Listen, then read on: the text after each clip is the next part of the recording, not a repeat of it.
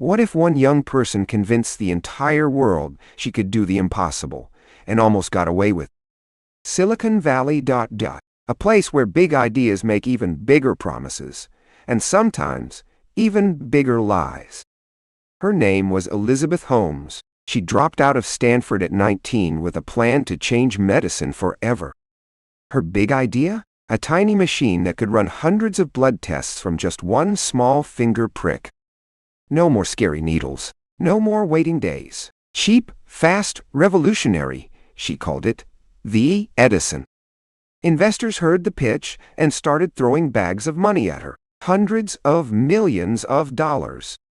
Rupert Murdoch, Henry Kissinger, George Shultz, old powerful persons who had never run a blood lab in their lives. Is this real science? Trust me.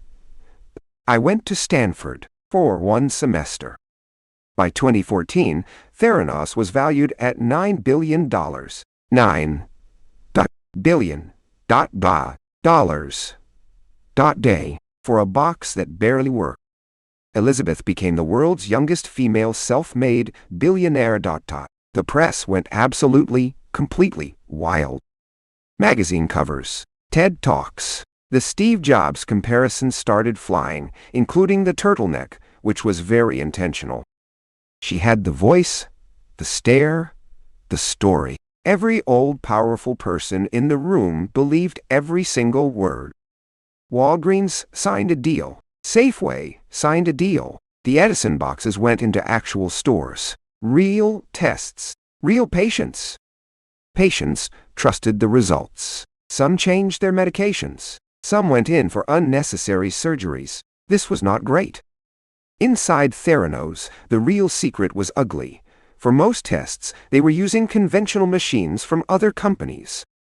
Theranos had a lab director, a real scientist, who kept raising concerns. He was quietly pushed out the door. Elizabeth hired a secret security team. Employees were watched, monitored, and threatened with massive legal consequences.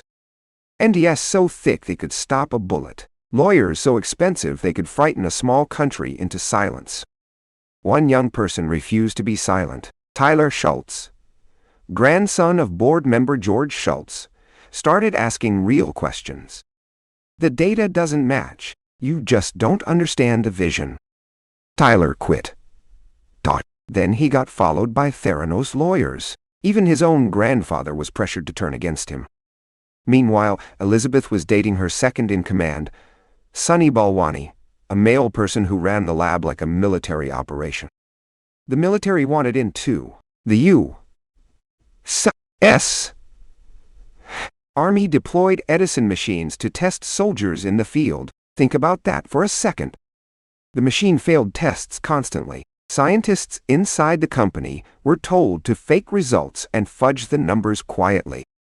One test reported that a healthy person had HIV. Another told a pregnant person their baby had genetic disorders. Pure fiction. At investor events, Elizabeth performed flawlessly. Charismatic, deep-voiced, mesmerizing, nobody in the audience suspected a thing. The valuation climbed. Theranos was now sitting on a mountain of prestige, power, and completely fabricated data. One young male person at the Wall Street Journal named John Carreyrou started getting anonymous tips. He started digging.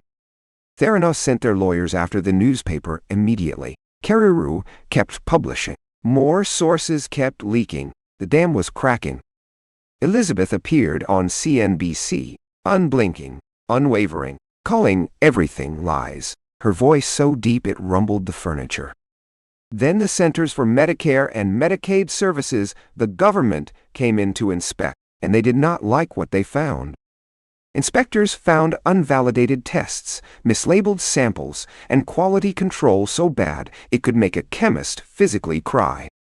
The government banned Elizabeth from running a lab for 2 years and threatened to shut down Theranos entirely. The tide turned. Walgreens pulled the plug on their partnership, then Safeway. One by one, the money walls started crumbling fast. Is Theranos over? We are just getting started. It was over.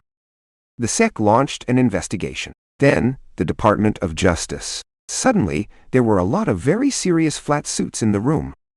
Investors who had poured hundreds of millions and started demanding answers. Many of those answers were extremely uncomfortable to hear. In 2018, the Department of Justice charged Elizabeth Holmes with wire fraud and conspiracy, 11 counts total. Elizabeth showed up to court looking polished, composed, and somehow still wearing that same relentless flat black turtleneck. Her defense strategy was bold. She blamed Sunny Balwani for everything, every decision, every lie, every single test. Result: former employees testified, doctors testified, patients testified. The courtroom became a museum of bad blood results. Did you know the machine didn't work? I believed in the technology. Her supporters still filled comment sections online defending her. Belief is a powerful, stubborn, and very expensive thing. Meanwhile, Sunny Balwani was tried separately. He was convicted too. He got nearly 13 years in federal prison. Elizabeth Holmes was found guilty on 4 counts of fraud. The jury deliberated for 7 days. Justice apparently reads slowly. Theranos was dissolved. The $9 billion empire evaporated. All that remained was the box and the lies it carried inside.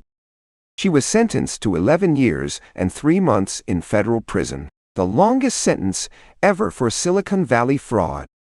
She appealed, then appealed again, then asked to serve in a minimum security prison in Texas instead of a federal one.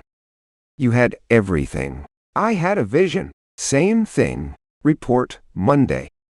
She had a baby before reporting to prison. She married a wealthy young person named Billy Evans. The audacity remained fully intact. In May 2023, Elizabeth Holmes reported to a federal prison in Bryan, Texas. The turtleneck did not survive the dress code. The investors lost everything. Rupert Murdoch, alone, lost $125 million. He had other problems too. John Carreyrou won a George Polk Award for his reporting. He also wrote a book. He seemed the most satisfied person in this story. There were documentaries, a TV miniseries, a podcast, a best-selling book. Theranos became its own entire entertainment industry. Amanda Seyfried played Elizabeth in a Hulu show and won awards doing it. Elizabeth Holmes became more famous as a fraud than a founder. The board members who never asked questions walked away without charges. Power has a very reliable escape hatch. Silicon Valley kept going. New startups, new founders, new promises. The ecosystem that birthed Theranos barely blinked once. Elizabeth Holmes is reportedly trying to start a new business from inside prison. Some habits simply cannot be incarcerated. The real lesson? Vision without truth is just a very expensive, very dangerous bedtime story for adults with too much money. Elizabeth Holmes, the person who almost revolutionized healthcare, but instead revolutionized fraud documentaries. Subscribe, like, guide, share, MD1.